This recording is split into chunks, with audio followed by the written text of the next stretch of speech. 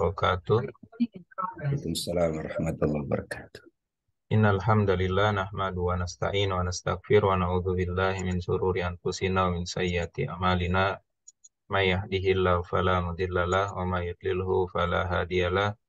Asyhadu an la ilaha illallah wahdahu la syarika lah wa asyhadu anna Muhammadan abduhu wa rasuluhu la nabiyya ba'da.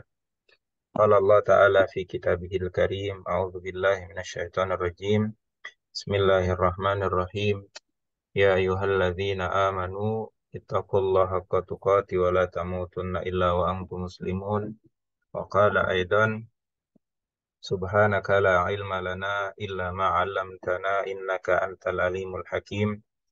Shadaqallahul azim. Wa qala Rasulullah sallallahu alaihi wasallam khairun nas anfa'uhum linnas. Wa qala aidan khairukum man ta'allama al-Qur'an wa 'allama. Wa qala aidan khairukum li ahli. Radina billahi rabba wa bil islami dina bi Muhammadin nabiyya wa rasula. Allahumma faqihna fid din wa alimna fit ta'wil. Allahumma inna na'udzubika min ilmin la yanfa' wa amalin la yurfa' wa du'ain la yusma'. Segala puji bagi Allah yang telah memberikan kepada kita semua kenikmatan yang luar biasa banyak dan berlimpah, kenikmatan iman, kenikmatan Islam, kenikmatan sehat walafiat, sehingga kita dapat berkumpul pada kesempatan kali ini. Dan semoga dengan segala kenikmatan yang Allah berikan, menjadikan kita hambanya yang senantiasa bersyukur. Amin ya rabbal alamin. Salat ring salam semoga Allah Subhanahu wa taala senantiasa curahkan kepada suri tauladan kita Nabi Muhammad sallallahu alaihi wasallam serta keluarga, sahabat dan pengikutnya. Dan semoga kita yang berhimpun pada kesempatan kali ini termasuk di antara umat Rasulullah yang kelak mendapatkan syafaatnya nanti, dikarenakan kita mencoba untuk mengamalkan sunnah-sunnah Rasulullah dalam kehidupan sehari-hari. Amin ya rabbal alamin. Bapak dan Ibu yang dirahmati dan dimuliakan oleh Allah Subhanahu wa taala, alhamdulillah pada kesempatan kali ini kita bisa berjumpa kembali dalam mengikuti kajian tadabbur Al-Qur'an. Dan alhamdulillah sudah hadir di tengah-tengah kita Bunda kita tercinta Dr. Atabik Lutfi eh, yang minggu kemarin tidak bisa mengisi dikarenakan sedang umroh ya. Dan kita berdoa semoga umrohnya Dr. Atabik Lutfi menjadi umroh yang mabrur ya. Bapak dan Ibu yang dirahmati dan dimuliakan oleh Allah Subhanahu wa taala, sebelum kita memulai kajian, kita awali kajian yang penuh berkah di hari ini dengan bersama-sama mengucapkan basmalah. Bismillahirrahmanirrahim. Untuk selanjutnya kami persilakan kepada Dr. Atabik Lutfi untuk menyampaikan tadabur. Pada kesempatan kali ini temanya adalah tadabur surat As-Sajdah. Dipersilakan falyatafaddal mashkuran. Baik, jazakallah khairah Ustaz Fauzi. Bapak dan Ibu, sahabat semua yang dimuliakan Allah Subhanahu wa taala. Bismillahirrahmanirrahim. Assalamualaikum warahmatullahi wabarakatuh. Salam. Alhamdulillahi nahmadullah azza wa jal wa nasta'inuhu ala umuri dinina wa dunyana. Nastaghfiruhu jalla wa ala minadzunubi wal khataya. Na'udzu billah min syururi anfusina. Min sayyiati a'malina wa akhlaqina. May yahdillah fahuwal muhtad. Wa may yudlil falan tajida lahu waliyyan mursyida. Ashhadu an la ilaha illallah. Wa ashhadu anna Muhammadan abduhu wa rasuluh. Subhanaka la ilma lana illa ma 'allamtana innaka antal alimul hakim. Amma ba'du. Alhamdulillah, senantiasa kita memanjatkan puji syukur kehadirat Allah Subhanahu wa taala dalam rangka mengagungkan, memuliakan, juga mensyukuri semua karunia-Nya. Mudah-mudahan dengan kita memperbanyak al-kalimah at-thayyibah, memperbanyak mengingat Allah, memperbanyak berinteraksi dengan kalamullah. Kita semua adalah hamba-hamba Allah yang layak mendapatkan kebaikan-kebaikan dalam kehidupan dunia, layak pula mendapatkan kemuliaan-kemuliaan dalam kehidupan akhirat. Amin ya rabbal alamin. Salawat serta salam kita limpahkan kepada baginda Rasulullah Nabiullah Nabi Muhammad sallallahu alaihi wasallam, segenap ahli keluarganya, para sahabatnya, para tabi'in, pengikutnya, tabi'in, hingga kita umatnya yang selalu berusaha untuk menyempurnakan semua tuntunan Nabi, sunnah-sunnahnya. Mudah-mudahan dengan demikian kita adalah umatnya Rasul yang layak mendapatkan syafaat. Amin ya rabbal alamin. Hadirin wal hadirat, jamaah generasi Izzah yang dimuliakan Allah Subhanahu wa taala, kita akan membahas pada hari ini adalah tentang surat As-Sajdah. Tentu kita sering membaca bahkan mendengar. Kalau di hari Jumat biasanya di Masjidil Haram, Masjid Nabawi, selalu dibacakan surat As-Sajdah. Namun kemarin ada yang bertanya karena tidak membaca surat As-Sajdah di hari Jumat, persis di sholat fajar atau sholat subuh. Ya, memang tidak ada kewajiban.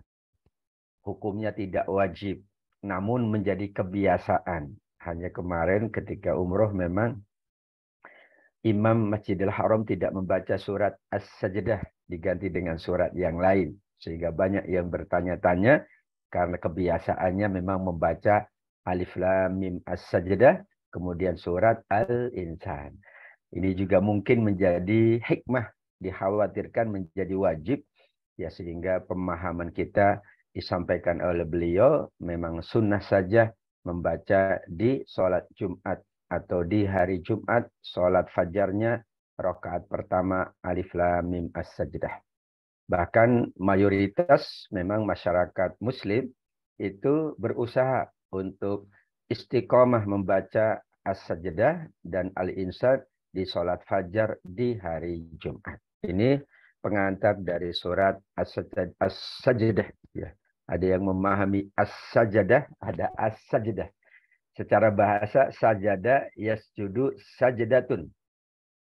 Sujud. Fi'il madhinya sajada.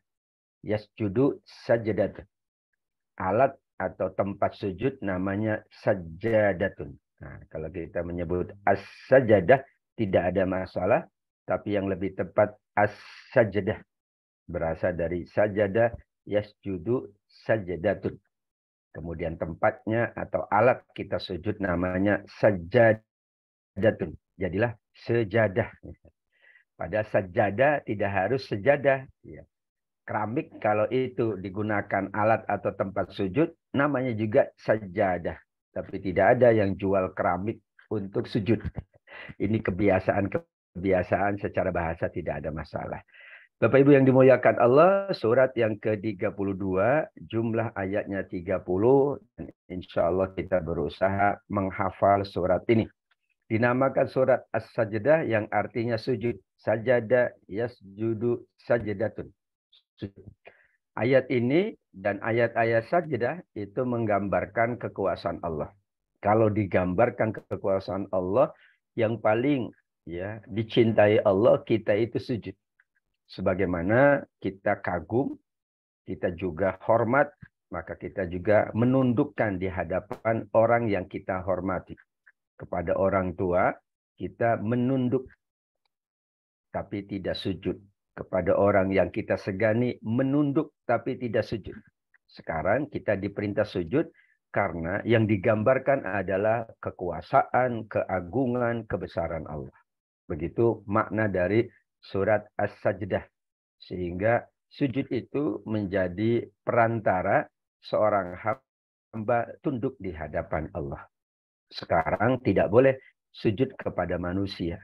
Sujudnya hanya kepada Allah.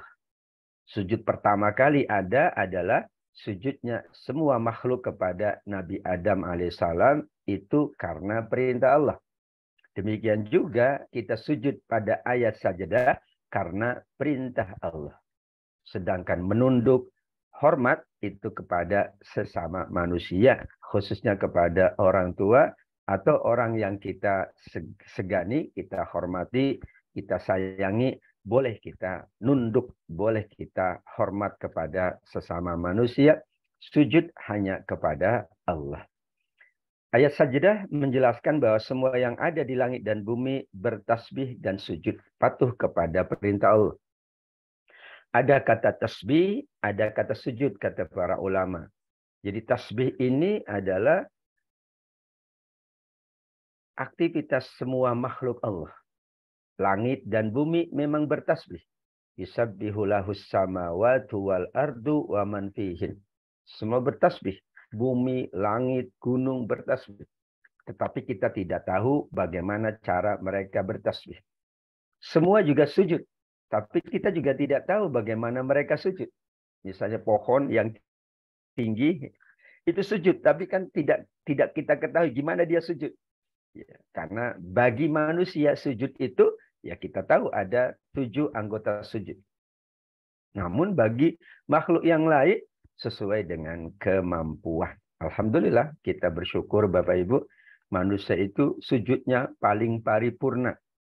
Ya, kedua tapak tangan, kemudian jidat, kemudian ini hidung, kemudian juga ada lutut, itu semuanya ya nempel ke bumi. Karena itu sujud yang paripurna. Maka sujud jenisnya banyak sekali. Ada sujud tilawah karena ada ayat sajadah, ada sujud syukur karena mensyukuri karunia Allah, ada sujud sahwi karena terlupa, ya terlupa dari bacaan sholat misalnya atau gerakan sholat. Inilah gambaran dari ayat sajadah. Semua ayat-ayat yang menyebutkan kata sujud dimaknai adalah tasbihnya semua makhluk, sujudnya semua makhluk. Tapi yang paling ketara adalah tasbih. Kalau sujud kita sulit untuk mengetahuinya. Kalau tasbih, gunung bertasbih, iya. Bahkan kilat, petir, yusabbihur ra'du bihamdih. Dalam surat Ar-Ra'd, ternyata petir itu bertasbih dengan suaranya yang menggelegar. Kita tidak tahu. Nah inilah semuanya makhluk sujud, semuanya makhluk bertasbih kepada Allah. Wabil khusus manusia adalah makhluk yang amat sangat diberikan kemampuan oleh Allah bertasbih dan sujud. Ayat-ayat sajdah terdapat di 15 ayat. Namun surat ini yang menyebut satu ayat sajdah, satu-satunya yang diberi nama surat As-Sajdah. Surat yang ada ayat sajdah, ayat perintah sujud. Padahal 15 ayat ada As-Sajdah, tapi tidak dinamakan surat As-Sajdah. Paling banyak surat yang menyebut ayat sajdah adalah surat Al-Hajj. 2 ayat sajdah. Tetapi tidak dinamakan surat Al-Hajj As-Sajdah. Atau surat Sajdatul Hajj. Tidak. Ya, karena penamaan surat, sebagian ulama memahami wahyu dari Allah, melainkan ada ijtihad untuk menamakan surat itu dengan isi kandungannya. Ya. Berdasarkan isinya, maka dinamakanlah surat ini surat Al-Hajj. Berdasarkan isinya, dinamakan surat Al-Qital misalnya. Disitulah gambaran tentang bagaimana ayat-ayat sajdah. Alhamdulillah, kita sudah ya menghafal beberapa ayat sajdah, cuma 15 ayat. Ya, jika kita memahami dan menghafalnya, maka tergambarlah bagaimana kekuasaan, bagaimana keagungan Allah Jalla wa'ala. Hadirin wal hadirat rahimakumullah. Khusus di surat As-Sajdah, kita menemukan ayatnya, ayat sajdah di ayat 15. Innama yu'minu bi ayatina alladzina idza dzukkiru biha kharru sujjada wasabbahu bihamdi rabbihim wa hum la yastakbirun. Kalau orang-orang itu benar-benar percaya, mengimani ayat-ayat Allah, Al-Quran, maka mereka apabila dibacakan, diingatkan, diperdengarkan ayat-ayat itu, yaitu ayat-ayat tentang tanda-tanda kebesaran Allah, mereka sujud. Ketika sujud itu bertasbih dan memuji Allah. Sedangkan mereka tidak pernah menyombongkan diri. 3 yang dikaitkan dengan ayat sajdah. Yang pertama adalah tasbih. Yang kedua memuji Allah. Yang ketiga adalah tidak bersikap sombong. Berarti tasbih itu menghindarkan diri dari perilaku sombong. Kalau orang banyak bertasbih, maka hilanglah sifat sombong. Karena yang ia puji adalah Allah. Kemudian ketika ia banyak memuji Allah, hilanglah sifat sombong. Karena berarti dirinya tidak layak dipuji. Tapi Allah memuji makhluknya. Dan itu hak Allah untuk memuji makhluknya. Kita pun boleh memuji sesama kita, memuji makhluk-makhluk Allah. Melihat yang lebih agung, kita puji, boleh. Tetapi hakikatnya memuji dari makhluk Allah, pada hakikatnya adalah memuji Allah Subhanahu wa Ta'ala. Maka saat orang itu sujud dengan bertasbih, dengan memuji Allah, dengan menghilangkan kesombongan, maka itulah orang-orang yang benar-benar beriman kepada ayat-ayat Allah. Karenanya setan paling tidak suka manusia itu sujud. Ini hadis Imam Muslim. Jika anak Adam membaca ayat sajdah. Nah, ini kan sajadah. Boleh juga. As-sajadatu atau as-sajadatu. Tapi yang lebih tepat kalau berdasarkan akar katanya sajadah yasjudu sajadatu. Ini copy paste berarti ya. Lalu dia sujud, maka setan akan menjauhi sambil menangis. Betapa dia takut dengan sujudnya manusia. Apalagi sujudnya karena membaca ayat sajdah. Setan pun akan berkata, celakalah aku. Anak Adam disuruh sujud, dia sujud.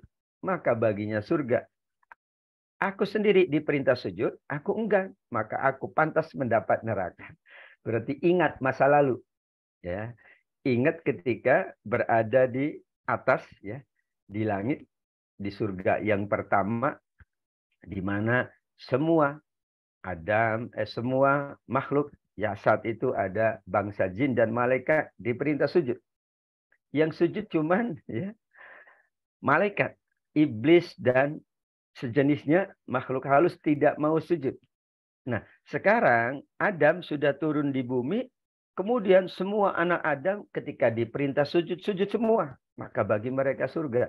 Sedangkan kata iblis, aku dulu diperintah sujud, aku tidak mau. Sekarang diperintah sujud, aku pun tidak mau. Itulah yang dia takut, ingat masa lalu ya. Dan masa sekarang mereka tidak bisa sujud dan tidak mau sujud. Maka orang yang sujud mendapatkan surga, yang tidak mau sujud mendapatkan neraka. Nah, itu hadis Imam Muslim menguatkan bahwa sujud itu aktivitas yang sangat mulia. Semua hamba Allah sujud kepada Allah tanpa terkecuali. Bahkan hewan, bahkan alam semesta, hanya kita tidak mengetahuinya. Berarti cuma satu makhluk yang tidak sujud. Bayangkan. Cuma satu makhluk yang tidak sujud. Namanya jin, iblis, setan. Ya, jin itu adalah bangsa paling besar dari semua makhluk halus. Dari jin ada yang beriman dan ada yang tidak.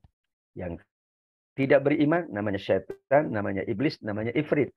Yang lain sebagian di antara mereka beriman kepada Allah. Cuman satu yang tidak sujud, yaitu jin yang tidak beriman kepada Allah. Alam semesta, hewan, manusia, alhamdulillah sujud kepada Allah. Itulah ayat 15 yang dikaitkan dengan hadis Imam Muslim. Betapa setan itu menangis, setan itu sedih. Kalau manusia banyak yang sujud, karena pertanda ia patuh kepada Allah, sedangkan yang tidak sujud, itu pertanda dia durhaka kepada Allah, dan termasuk golongan dari syaitan. Bagaimana hukum dari sujud? Sepakat para ulama, sujud itu sunnah. Namun ada yang menambah sunnah muakkadah, yaitu yang sangat ditekankan. Takkid itu penguatan atau penekanan. ada yang sunnah saja. Nah, hal itu terjadi pada masa Umar bin Khattab radhiyallahu anhu. Pada hari Jumat, Umar membaca surat An-Nahl hingga sampai ayat sajdah. Kemudian turun beliau dan sujud. Berarti dari mimbarnya itu beliau turun dan kemudian ya beliau sujud ya. Dan manusia atau para makmum pun ikut sujud bersama Umar bin Al-Khattab. Memang ketika khatib ya naik mimbar menyampaikan apapun dibolehkan. Kalau ikut sahabat Umar ketika membaca ayat sajdah, khatib sujud, nanti semua makmum juga sujud. Semua jamaah sujud. Nah, namun pada Jumat berikutnya, beliau membaca ayat yang sama, surat yang sama. Tatkala sampai pada ayat sajdah, beliau kemudian menyampaikan kepada jamaahnya. Wahai manusia, ya ayyuhan nas. Ya, kita sudah melewati ayat sajdah tadi. Siapa yang sujud, dia dapat pahala. Siapa yang tidak sujud, dia tidak berdosa. Dan Umar tidak sujud. Ya, kali pertama dia sujud untuk memberi contoh. Kali kedua, beliau mengatakan itu karena mungkin ada yang memahami wajib. Karena semuanya sujud, bahkan Umar sedang khutbah pun turun dan sujud. Bahkan dulu ya, ada dosen saya begitu, naik kendaraan, kalau mendengar dari kendaraannya ada ayat sajdah, dia minta turun dan sujud di samping kendaraannya atau di dalam kendaraannya. Ini berarti perilaku Umar bin Khattab menunjukkan bahwa memang tidak wajib untuk sujud, tapi sunnah saja.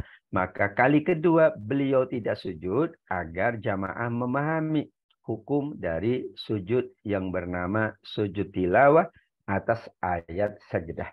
Karenanya Imam Ibnu Qudamah mengatakan sujud tilawah itu sunnah. Dan ini merupakan ijma atau kesepakatannya para sahabat radhiyallahu anhum ajma'in. Yang kesulitan biasanya di kendaraan, di perjalanan. Yang kesulitan kalau kita berada di tempat yang tidak mungkin kita sujud. Ada dua pandangan. Kalau tidak bisa sujud, ya baca saja ayat sajdahnya. Sajada wajhiya lillazi khalaqahu wa syaqqa sam'ahu wa basarahu. Ya, ada yang mengatakan kalau tidak sujud, ya tidak perlu baca. Ya, sesungguhnya namanya bacaan sujud, ya ketika sujud. Bacaan ruku ketika ruku. Ya, ketika kita ruku, ya tidak untuk sholat, ya tidak perlu bacaan ruku. Orang kita tidak sholat. Tapi kalau saat sholat memang ada bacaan ruku, ada bacaan sujud. Demikian juga ketika tidak sujud tilawah, maka tidak ada bacaan sujud. Ada yang mengkhawatirkan, aduh, aku tidak bisa sujud karena aku dalam keadaan memang sulit. Ya udah, aku baca saja dawajiyah, tidak ada masalah sebetulnya ya. Artinya bahwa untuk memahamkan kepada kita bahwa sujudnya saja adalah sunnah, sehingga membaca ayat sajdah ketika sujud juga sunnah. Ketika tidak sujud juga sunnah.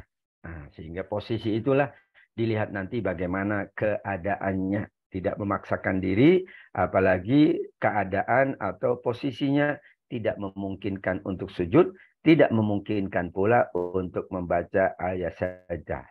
Nah, makna yang lain menunjukkan memang kebiasaan para sahabat dalam perjalanan itu membaca Al-Quran. Sehingga ya dalam perjalanan kalau baca Quran, yakin akan ketemu ayat sajdah. Kecuali yang dibaca surat itu lagi yang tidak ayat sajdah. Maka tidak ada ayat sajdah. Tapi kalau ya berulang dari awal sampai akhir akan ketemu ayat sajdah. Nah, bacaan yang disampaikan oleh Nabi Muhammad SAW sebagaimana tadi adalah hadis Imam Bukhari. Nabi pada hari Jumat dalam sholat fajar atau subuh membaca Alif Lam Mim Tanzil As-Sajdah dan hatta hal ata 'alal insan hinum minad dahar. Ya. Bahasa kanan Nabi adalah Nabi menunjukkan kebiasaan. Namun karena Nabi juga pernah tidak membaca itu di sholat subuh di hari Jumat, maka berarti tidak wajib. Atau kalau Nabi selalu baca, itu menunjukkan keutamaan. tapi tidak menunjukkan kewajiban. Kata selalu itu bisa berkonotasi dua. Selalu menunjukkan wajib, selalu menunjukkan keutamaan. Maka apabila kita baca hadis Nabi selalu begini, itu tidak selalu wajib. Mungkin keutamaan. Oh, lebih utama begini.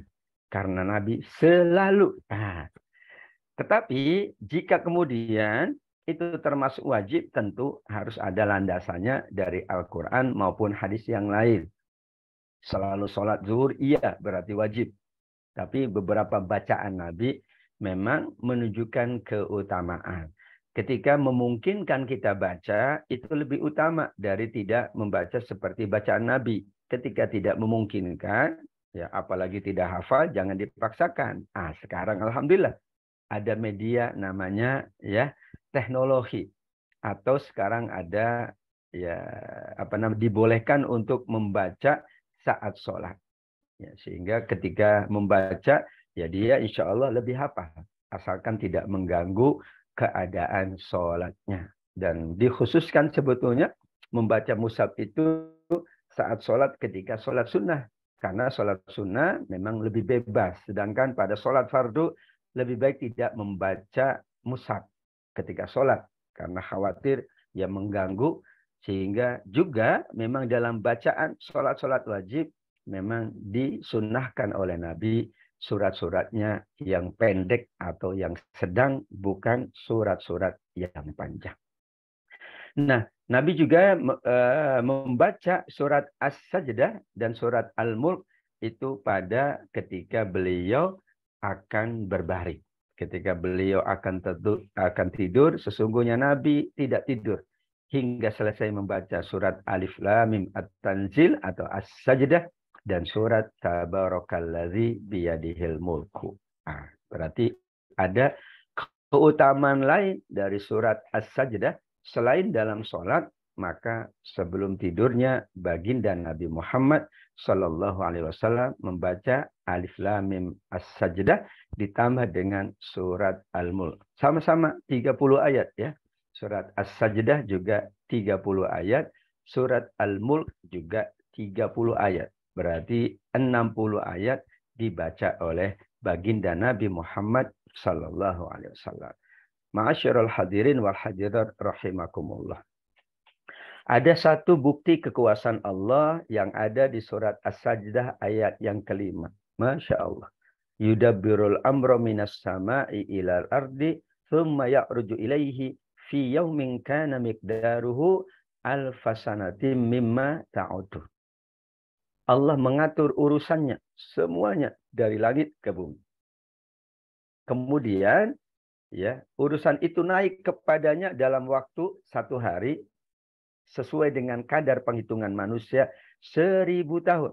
Tapi dalam kadar penghitungan Allah amat sangat cepat. Kun fayakun. Tapi kalau dihitung dengan hitungan manusia, kata Allah kadarnya seperti 1000 tahun. Semua perintah. Perintah rizki itu ya dari langit turun ke bumi. Malaikat diperintah dan turun memberikan rizki. Nah, perjalanan malaikat dari langit ke bumi, bumi ke langit itu 1000 tahun. Kalau menurut hitungan kita. Tapi bagi hitungan Allah itu amat sangat sekejap. Dan malaikat memang sekejap juga. Karena itu adalah perintah Allah. Namun kalau kita dari langit ke bumi, ya bolak-balik PP, yaitu membutuhkan waktu 1000 tahun. Langitnya saja kita tidak tahu. Yang kelihatan itu kan ya lapis yang pertama. Yang kelihatan itu ya kelihatan, tapi wallahu a'lam. Di atas penglihatan kita itulah hakikatnya. Kan penglihatan. Di surat As-Sajdah menggambarkan beberapa bukti keagungan dan kekuasaan Allah. Penciptaan langit dan bumi, pengaturan semua makhluk, pengetahuan Allah akan yang gaib dan nyata, serta penciptaan Allah atas manusia sebagai makhluk yang paling baik. Sebaik-baik ciptaan Allah, yaitu manusia, jika dibandingkan ciptaan Allah makhluk-makhluk yang lain. Jadi kalau dibandingkan, manusia paling unggul, paling baik. Ya, antar manusia tentu ada perbedaan-perbedaan, itu adalah kehendak Allah. Tapi perbedaan-perbedaan itu tidak menunjukkan keutamaan kalau sekedar pada penciptaan, kalau sekedar pada penampilan. Karena nanti setelah Allah cipta manusia ahsan takwim, sebaik-baik, Allah perintahkan manusia ibadah dan amal soleh, maka yang membedakan manusia fulan dan fulan, fulanah dan fulanah bukan penciptaan asalnya, tapi amal ibadahnya. Itu. Tapi benar, manusia paling penciptaan paling mulia, paling agung, paling sempurna. Tapi itu tidak menunjukkan keutamaan manusia. Kemudian kalau ingin diutamakan, setelah penciptaannya paling baik, ibadah dan amal soleh. Berarti kata kuncinya, inna akramakum indallahi atqakum. Dengan penciptaan paling baik, kemudian ibadah paling bagus, amal soleh paling tinggi, barulah manusia itu adalah makhluk Allah yang paling mulia, paling diutamakan oleh Allah. Jika tidak, mengandalkan penciptaan, ya biasa saja. Mengandalkan penampilan, ya biasa saja menurut Allah. Karena sama semua manusia paling baik ciptaannya. Nah, nanti pembeda-pembeda antara sesama manusia ada pada inna akramakum indallahi atqakum. Yang paling bertakwa itulah yang paling mulia. Nah, di situ penguatannya supaya manusia selalu ingat bahwa unsur kebaikannya ada penciptaan, tapi unsur keutamaannya ada pada ketakwaannya di sisi Allah Subhanahu wa taala. Dari ayat 1 sampai 4 beberapa tanda-tanda dan bukti kekuasaan Allah. Yang paling khusus, yang paling khas adalah ayat 5, yaitu pengaturan sekejap mata. Namun kalau manusia yang menghitung itu berlangsung 1000 tahun. Masya Allah wa subhanallah. Jadi ada orang yang dapat rezeki, misalnya hari ini, satu orang nih. Padahal sekian miliar manusia. Itu manusia ngitungnya 1000 tahun. Bayangkan kalau yang mendapatkan rezeki itu berapa ribu miliar atau billion manusia. Itu bukan hanya manusia, ada hewan pula. Ada tumbuh-tumbuhan. Ya Rabban, sangat agung sekali. Mujahid dan Qatada mengatakan, perjalanan semua urusan yang dibawa oleh malaikat dari langit ke bumi itu berlangsung selama 500 tahun. Jadi langit ke bumi 500 tahun, berarti dibagi 2 tadi. Kemudian naik ke langit selama 500 tahun, totalnya 1000 tahun. Masya Allah. Jadi malaikat naik ke atas untuk mendapat perintah Allah 500 tahun. Turun untuk menjalankan perintah Allah itu 500 tahun. Kalau manusia yang itu. Tapi kita tidak pernah menghitungnya karena tidak mungkin terhitung. Ini sebuah gambaran betapa tingginya langit, betapa agungnya langit, apalagi betapa maha kuasa Allah Subhanahu wa taala. Yang khas lain adalah ayat 12 di mana Allah Subhanahu wa taala menyebutkan tentang penyesalan para pelaku dosa. Tadi di awal digambarkan bahwa manusia itu yang paling bagus sujudnya. Maka banyak sekali sujud yang dilakukan oleh manusia. Nah, karena sujud itu amal yang paling utama, paling dicintai oleh Allah, maka orang-orang yang berdosa nanti itu menyesal. Kenapa?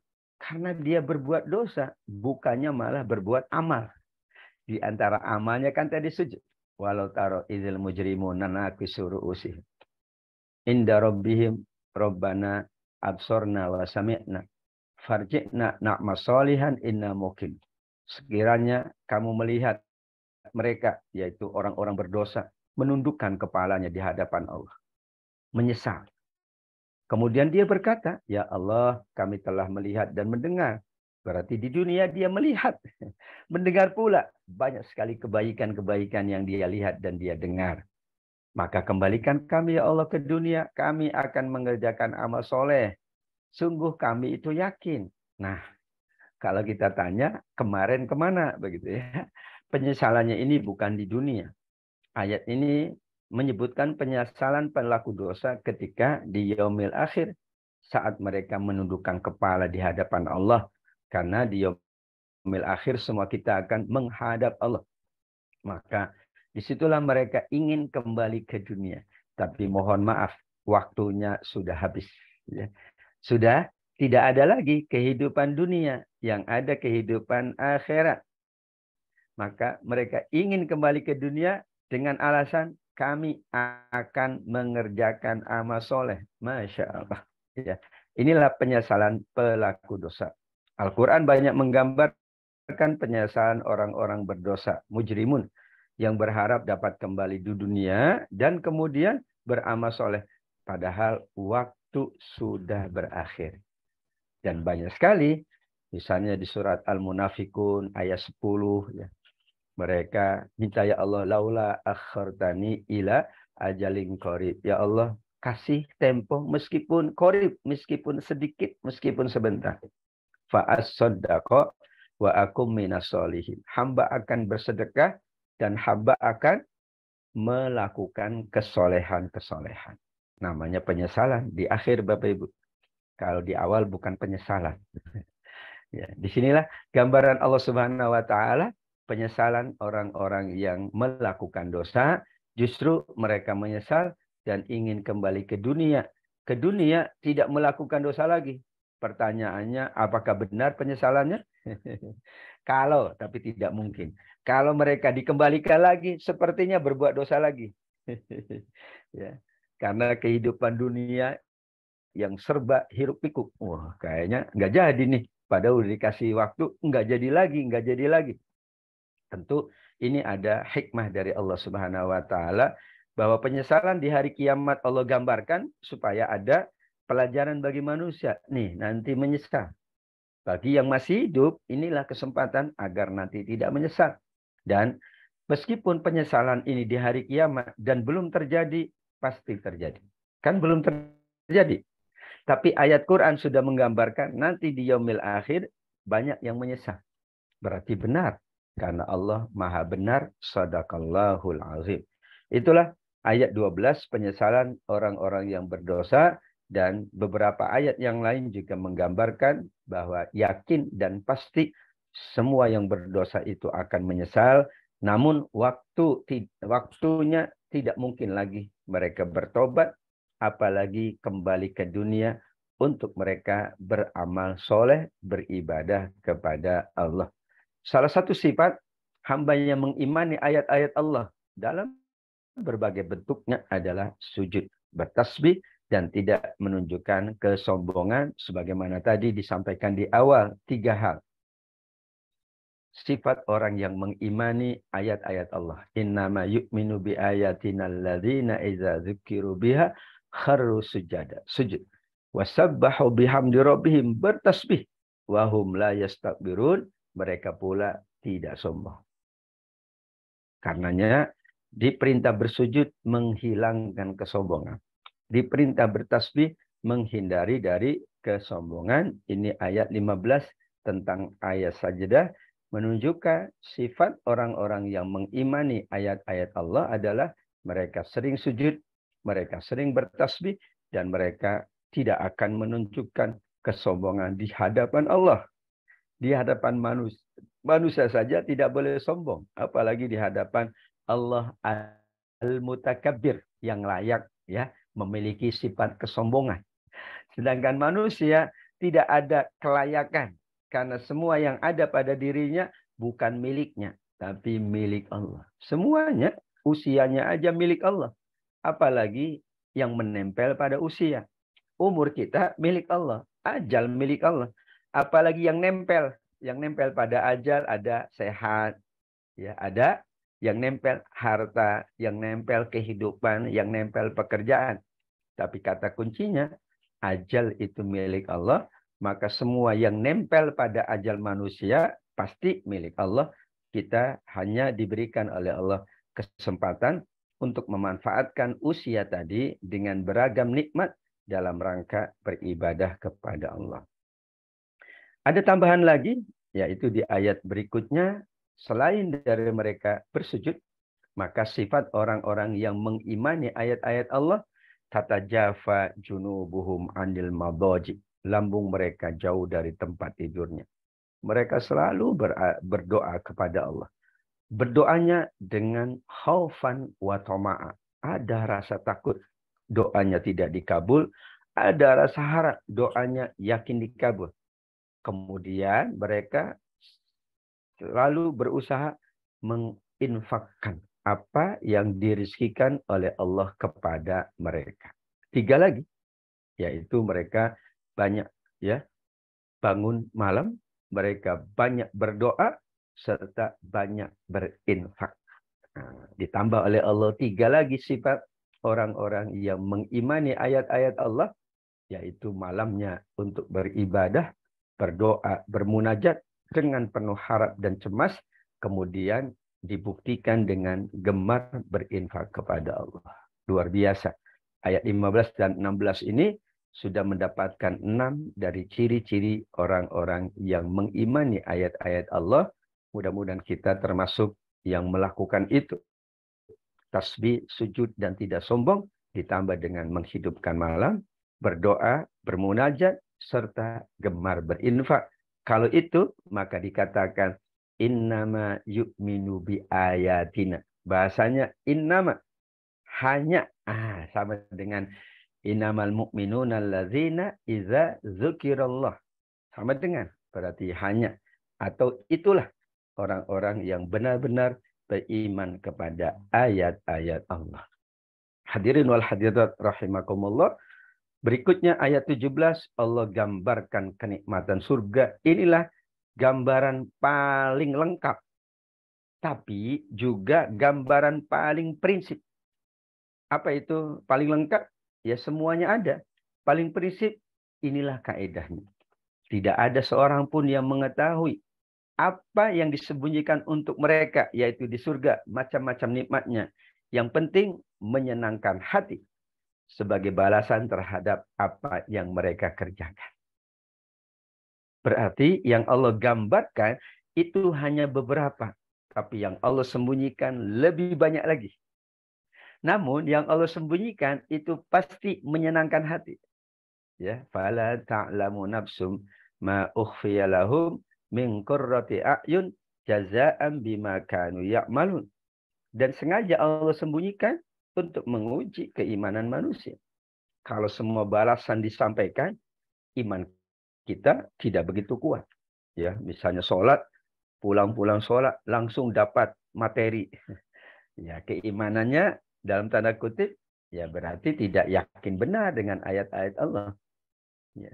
Tapi orang yang betul-betul sholat misalnya, berinfak, dia tidak memikirkan apa yang ia dapatkan dalam kehidupan dunia, itulah sesungguhnya yang disembunyikan oleh Allah Subhanahu wa taala. Maka ayat ini dikaitkan dengan hadis Nabi Shallallahu alaihi wasallam, "Mala ainun ra'at wala uzunun sami'at wala khatara ala qalbi bashar." Kemudian Nabi membaca ayat 17 tadi, "Fala ta'lamu nafsun." Hadisnya hadis qudsi, Allah berfirman, "Aku sediakan untuk hamba-hambaku yang soleh, yang tidak pernah dilihat oleh mata, tidak pernah didengar oleh telinga, tidak pernah terbersit di dalam hati sanubari. Jika kalian ingin tahu, bacalah ayat 17 surat As-Sajdah, hadis Al-Bukhari." Berarti menunjukkan bahwa gambaran paling lengkap ayat 17. Namun gambarannya gambaran yang ya bagi kita ada sesuatu dan banyak hal yang Allah sembunyikan. Karena untuk menguji. Sebagaimana kita ibu-ibu biasanya kan nyuruh anak, ayo nak begini. Ya udah, tidak disebut nanti dapat apa. Ia rahasiakan. Tapi boleh disampaikan dalam rangka menguji. Suatu saat dirahasiakan. Namun tentang surga, semua yang disebut Al-Quran, disebut hadis, disebut oleh siapapun, itu adalah gambaran saja. Hakikatnya mala ainun ra'at, tidak pernah dilihat oleh mata, wala uzunun samia, tidak pernah didengar oleh telinga, wala khatara ala qalbi basar, tidak pernah terbesit. Makanya dengan teknologi yang canggih ini menjadi banyak yang tidak tersembunyi, menjadi terbuka semua. Jadinya kurang afdol. Jadi kalau ada yang paling enak, kita udah melihat, udah mendengar, meskipun di negara yang sangat jauh. Kalau dulu kan, aduh, gimana ya bayangannya. Sekarang ya kita buka bisa itu. Nggak pernah ke Amerika, kita buka website bisa tahu Amerika, ya ada patung Liberty, ada macam-macam. Jadinya kurang menyentuh katanya. Tapi kalau nggak tahu jadi menyentuh begitu. Nah itulah bagaimana dengan gambaran surga Allah Subhanahu wa Ta'ala. Kita juga datang ke kampung, jadinya terbuka semua keindahan, misalnya kampung halaman. Tapi tidak pernah pulang kampung kan masih terbayang-bayang saja. Luar biasa. Dua-duanya penting. Allah gambarkan beberapa kenikmatan surga penting. Tapi Allah sembunyikan banyak hal tentang surga juga penting. Karena kalau semuanya digambarkan utuh, ya keimanan kita belum teruji. Kalau semuanya disembunyikan, motivasi kita juga berkurang. Maka Allah imbang. Yang Allah gambarkan, iya, itu motivasi. Oh, ada minuman ini, ada pakaian ini, ada kenikmatan ini. Tapi yang Allah sembunyikan lebih banyak. Karena itu juga ada hikmah yang bernama al-ibtila. Ujian dari Allah Subhanahu wa Ta'ala. Kemudian, sebagaimana menjadi sunnatul Quran, kebiasaan, bahasa Al-Quran, redaksi Al-Quran, pembahasannya setelah surga akan dibahas neraka. Setelah neraka akan dibahas surga. Begitu. Ya, makanya banyak sekali di Al-Quran setelah surga neraka. Atau neraka dulu baru surga. Atau orang-orangnya baru kemudian orang-orang yang lain. Semuanya menjadi pilihan. Wahadainahun najdain. Karena Allah memberikan gambaran itu selalu dua. Ini jalan petunjuk, ini jalan kesesatan. Ini jalan kebaikan, ini jalan kemungkaran. Semuanya disebutkan dua. Kenapa? Manusia yang dibekali oleh Allah akal, kemudian dibekali oleh Allah berbagai macam kemampuan-kemampuan, supaya manusia ketika memilih dengan penuh kesadaran karena ada tanggung jawab. Gambarannya tentang neraka jahanam adalah orang-orang yang fasik, tempat mereka jahanam. Kalau mereka sudah masuk, tidak bisa akan keluar. Kalau keluar, dikembalikan lagi. Bahkan dikatakan, Zuku azaban naril ladzi kuntum tukadzibun. Inilah siksa yang dahulu kalian dustakan. Padahal Allah gambarkan, padahal Nabi sampaikan, padahal juga banyak ya sebagai tanda-tanda kemaha agungan Allah tentang nerakanya. Tapi kata Allah Subhanahu wa Ta'ala, kalian mendustakan, karena kalian mendustakan, maka akhirnya Allah Subhanahu wa Ta'ala menyampaikan itu nanti di yaumil akhir, ya, bahwa mereka ketika masuk ingin keluar dan tidak akan dibolehkan, dikembalikan lagi masuk ke dalamnya dan dikatakan oleh malaikat-malaikat penjaga neraka, Zuku azaban nar allazi kuntum bihi tukadzibun. Inilah yang kalian dulu dustakan. Kalian katakan tidak ada. Tidak mungkin kalau sudah jadi tulang belulang dihidupkan. Allah buktikan dengan ayat ini bahwa semua itu sebuah kepastian dari Allah. Keyakinannya semua akan terjadi sesuai dengan kehendak Allah. Bahkan di sini ada azabul adna dan azabul akbar. Dan pasti kami timpakan kepada mereka siksa yang dekat. Tapi disebutnya sebagian siksa yang dekat di dunia. Karenanya dunia ini digambarkan ada tiga. Yang pertama, kita memahami dunia ini ujian. Orang sakit ujian. Orang sulit ujian. Yang kedua adalah teguran. Karena sakitnya memang tidak sesakit yang di neraka. Maka ya teguran. Namanya teguran tidak banyak. Tidak sesungguhnya. Tapi itu sebagai pengingat. Supaya dia ingat. Karena pasti yang paling agung, paling besar adalah di akhirat. Yang ketiga memang siksa. Musibah dan sebagainya bisa menjadi siksa Allah di dunia. Tapi yakin siksa dunia itu lebih ringan. Kalau dibanding dengan siksa yang lebih besar. Azab yang lebih besar yaitu di akhirat. Untuk apa kata Allah? La'allahum yarji'un. Agar manusia kembali ke jalan Allah. Agar manusia kembali berbuat baik. Ya, maka ada dua memang. Sehingga di dunia ini yang terjadi ujian. Itu paling bagus kalau terjadi ujian. Berarti dia orang soleh. Dia orang baik. Tapi kan Allah uji dengan sakit. Dengan susah. Dengan sulit. Dengan berbagai hal. Nah, Kemudian kalau ia berdosa, ia berbuat salah, nah Allah tegur. Tegurannya macam-macam. Bisa sakit juga, bisa sulit juga, bisa macam-macam tegurannya. Nah, kalau tidak mempan juga, ini yang khawatir. Yang diturunkan adalah siksa, yang diturunkan adalah hukuman Allah yang Allah segerakan di dunia. Tapi yang disegerakan di dunia itu lebih kecil kalau dibandingkan dengan yang Allah siapkan di yaumil akhir. Na'udzubillah. Allahumma inna nas'aluka ridhaka wal jannah wa na'udzubika min sakhatika wan nar. Karenanya doa kita selalu adalah, ya Allah, kami semua memohon ridhomu dan surgamu, dan kami berlindung dari murka dan nerakamu.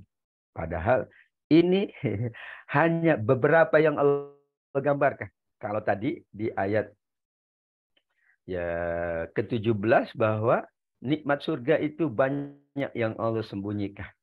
Berarti ya azab neraka juga banyak yang Allah sembunyikan. Kita baca misalnya di surat At-Taubah kan, yang pelit, yang tidak mau membayar zakat, yang menyimpan hartanya, itu kan nanti hartanya menjadi bara untuk disetrika, lambungnya diserika, punggungnya diserika oleh Allah. Itu kan gambaran. Tapi yang Allah sembunyikan lebih banyak lagi azab-azabnya. Sebagaimana surga banyak yang Allah sembunyikan dari kenikmatannya, maka neraka pula banyak yang Allah sembunyikan dari azab-azabnya. Tujuannya agar manusia segera kembali mumpung diberikan kesempatan. Kalau sudah berakhir kesempatan, meskipun mereka nangis ya, bahkan nangis darah minta kembali ke dunia, tentu Allah tidak memperkenankan. Karena batas waktu kehidupan dunia memang sudah Allah tentukan. Sudah Allah tetapkan di Lauh Mahfuz. Hanya kita tidak tahu. Sudah ditetapkan. Kapan kiamat ada di atas. Tidak ada yang tahu. Kapan terjadi apapun sudah ada di Lauh Mahfuz bagi kita.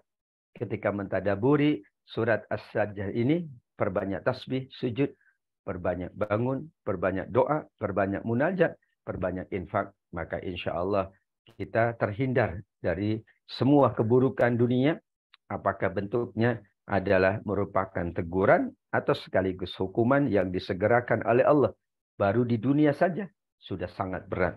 Bagaimana Allah gambarkan ada al-azab al-akbar, azab yang amat sangat besar, yaitu di yaumil akhir kelak. Allahumma inna nas'aluka al-jannah wa ma qarraba ilaiha min qaulin aw amal. Ya Allah, hamba mohon surga dan semua yang mendekatkan ke surga, baik ucapan maupun perbuatan.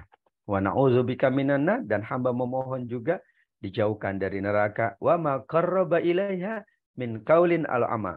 Dan dari semua ucapan-ucapan, perbuatan yang semakin mendekatkan ke dalam neraka Allah. Na'udzubillah. Demikian hadirin wal hadirat, sahabat generasi Izzah yang dimuliakan Allah. Apa yang kita dapat tadaburi dari surat yang sangat agung, surat ke-32, jumlah ayatnya 30. Banyak contoh dari Nabi tadi, tentu kita berusaha untuk mengamalkannya. Sehingga kita termasuk yang yu'minu bi ayatina. Benar-benar mengimani ayat-ayat Allah Subhanahu wa ta'ala.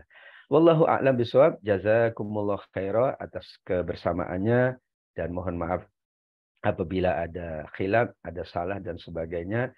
Mudah-mudahan kita selalu diberkenankan oleh Allah untuk mendekat dengan Allah melalui ayat-ayatnya, sehingga ayat-ayat tadi yang kita baca, yang kita tadaburi, insya Allah menjadi pembela, menjadi syafaat kelak di yaumil akhir. Amin ya rabbal alamin. Walafu minkum. Wabillahi taufiq wal hidayah. Saya kembalikan ke Ustadz Fauzi. Jika ada yang mau disampaikan, dipersilakan. Wassalamualaikum warahmatullahi wabarakatuh. Waalaikumsalam warahmatullahi wabarakatuh. Syukran jazakumullah khairan katsir, Dr. Atabik Lutfi yang sudah menyampaikan pelajaran kajian pada pagi ini. Untuk selanjutnya dipersilakan buat Bapak Ibu yang ingin bertanya bisa melalui raise hand ataupun via chat. Ini saya bacakan dulu, Ustaz, pertanyaan yang sudah masuk ya. Yang pertama dari Bu Erlina Kusumarini. Ustadz, apakah tradisi sungkeman terhadap orang tua, mencium kakinya termasuk sujud terhadap manusia? Baik Ibu Erlina ya, barakallahu fiik. Alhamdulillah beliau menyampaikan tradisi. Jadi kalau tradisi ada dua bab. Ada yang sesuai dan ada yang tidak sesuai. Namanya tradisi. Sebelum Islam datang, sudah banyak tradisi masyarakat Arab. Tidak semuanya dihilangkan oleh Nabi. Karena banyak yang sesuai. Tapi yang tidak sesuai, itulah yang dihilangkan atau diganti oleh baginda Nabi Muhammad SAW. Sekarang sungkeman, banyak sekali tradisi-tradisi di dalam. Ada tradisi yang sesuai, ada tradisi yang tidak sesuai. Yang pertama, kalau kita tujuannya adalah menghormat, tunduk kepada orang tua, tidak ada masalah. Cuman kekhawatiran itu muncul, ini yang tidak sesuai, kalau kemudian sampai ya kita betul-betul sujud kepada manusia. Kalau mencium tangan, mencium kaki, bukan dalam konteks sujud, maka tidak ada masalah. Yang khawatir adalah itu berarti implementasi dari sujud. Yang jelas ya tidak sujud langsung ya karena betul-betul teksnya adalah la tasjudu ya lilladzi khalaqahunna. Jangan sujud kepada makhluk. Wasjudu lillahi alladzi khalaqahunna. Namun sujudlah kepada yang mencipta. Orang tua ciptaan Allah. Siapapun ciptaan Allah. Kita sujud kepada penciptanya tapi tidak sujud kepada yang dicipta. Kalau tradisi mencium kaki, di situ ada nilai sujudnya, itu yang dikhawatirkan. Kalau tidak ada masalah. Namun yang kedua, jalan tengahnya lebih baik tidak.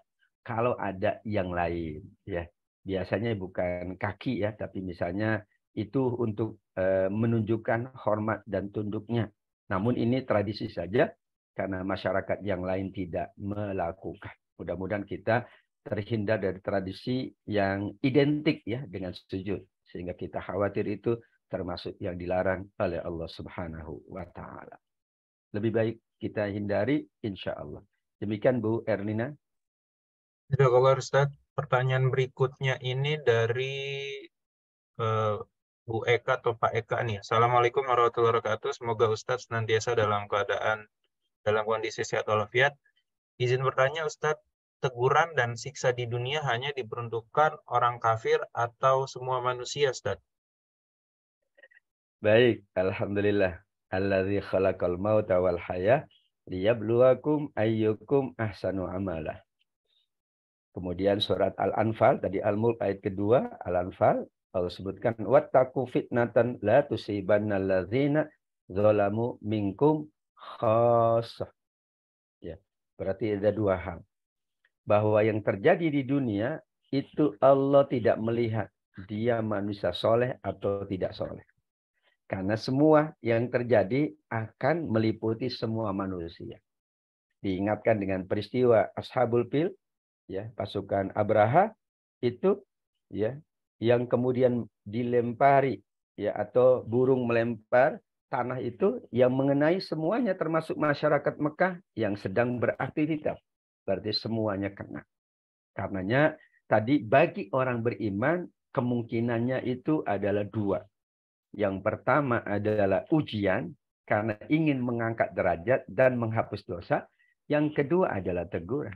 Tapi teguran atau ujian baik kalau untuk orang beriman. Ya, misalnya orang sakit, kalau dia soleh, sakitnya menghapus dosa.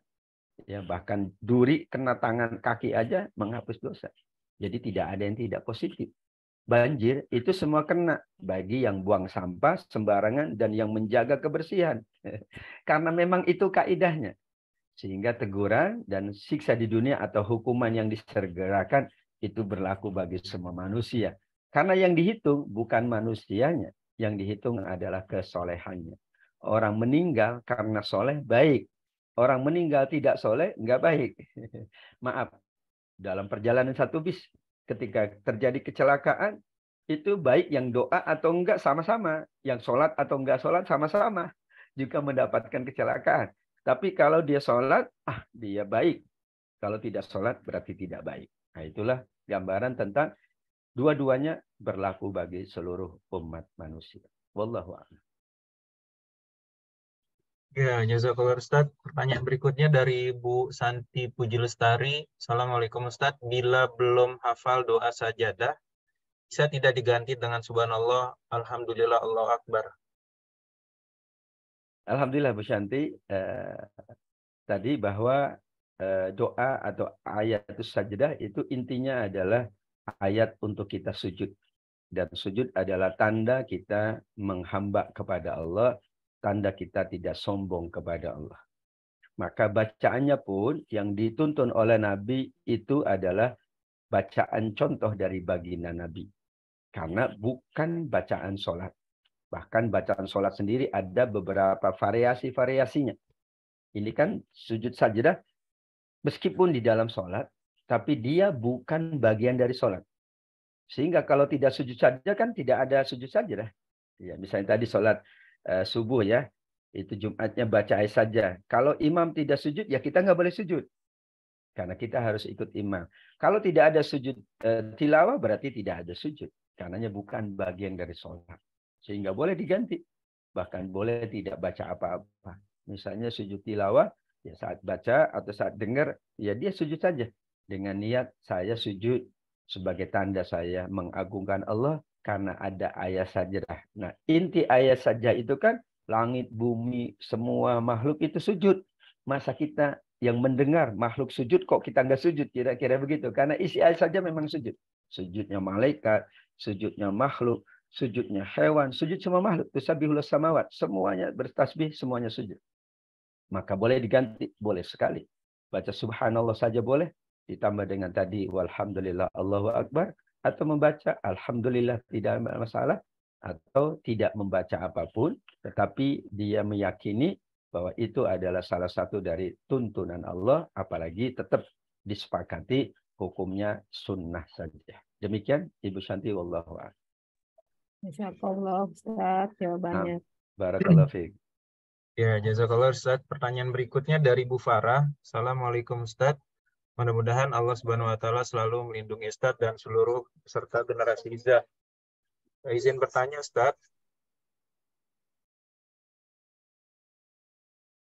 Izin bertanya Ustaz, mengenai zakat Ustadz, apabila zakatnya itu penghasilan yang dibayarkan setiap mendapatkan penghasilan, akan tetapi tidak ada serah terima seperti saat kita melakukan zakat fitrah di masjid. Apakah zakatnya sah Ustadz? Mungkin via ini transfer kali Ustadz ya? Baik, alhamdulillah. Di surat An-Nisa ya ayat 19 itu ya bahwa kita ada kata antarodin. Dijadikanlah antarodin itu bentuknya adalah akad. Ya. Dan akad itu ada dua. Ada yang dilafalkan pada masa dahulu dan ada yang tidak dilafalkan. Karena ada teknologi pelafalan diganti dengan catatan, dengan tulisan atau bukti hitam di atas putih sebagaimana transfer, maka itulah pengganti dari akad. Memang dahulu pelafalannya dengan lisan. Saya beli, saya terima, dan sebagainya. Saya berzakat ya Pak, saya terima zakatnya. Ini namanya adalah masa dahulu dikatakan sebagai akad dengan lisan. Sekarang dengan teknologi, akadnya ada tulisan. Ketika kita mentransfer, sudah ada catatan di tulisan itu bahwa fulan mentransfer, dan disebutkan ada beritanya apakah zakat. Nah, harus disebut juga Bu, zakat infak sedekah. Supaya nanti yang menerima itu juga mudah alokasinya. Kalau dia zakat, jelas sekali ada 8 asnaf. Kalau infak sodako itu lebih konsumtif, lebih mudah lagi. Lebih fleksibel lagi kepada siapapun. Nah, itu juga baiknya kita menyebutkan. Karena memudahkan lembaga zakat untuk mengalokasikan atau mendistribusikannya. Tapi kalau tidak disebut, kita khawatir. Nah, ini maksudnya apa ini? Karena kalau zakat itu lebih rigid daripada infak dan sedekah. Kalau wakaf, ya memang berarti tidak boleh dikonsumsi. Misalnya 100.000 wakaf. Yang nggak boleh untuk makanan, tapi disiapkan untuk hal-hal yang sustainable. Untuk ya lembaga, untuk sarana ibadah yang bersifat kekal. Nah, itu juga perlu. Sehingga boleh ya akad itu tidak dilafalkan dan itu sah, yaitu diganti dengan akad alkitabah tulisan atau akad yang terjadi dalam teknologi, dan itu bagian dari kemudahan kita. Alhasil bahwa orang yang sudah menunaikan zakat sudah gugur. Bagaimana dengan lembaganya? Nah, itu adalah amanah dari lembaga. Misalnya kita udah bayar, kok malah lembaga mengambil tidak sesuai dengan peruntukan. Tetap yang zakat sudah sah.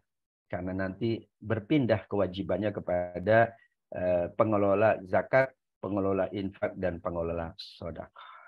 Insya Allah demikian, Bapak Ibu yang dimuliakan Allah. Saya harus ke kampus agak pagi karena ada agritasi ini pagi ini jam 7.30. Jadi kita cukupkan sampai di sini Bapak Ibu. Insya Allah kita ketemu di pekan depan. Selalu sehat walafiat dan dimudahkan semua urusan, diberkahi semua harta dan keluarganya, dan selalu berada dalam ketakwaan dan kesolehan dalam rangka menjalankan kebaikan-kebaikan. Amin. Ya Rabbal Alamin. Demikian sekali lagi, jazakumullah khair. Walafu minkum. Wassalamualaikum warahmatullahi wabarakatuh. Waalaikumsalam. Ya, syukran jazakumullah Ustaz. Kita akhiri kajian hari ini dengan sama-sama membaca hamdalah dan dan doa kafaratul majelis. Alhamdulillah.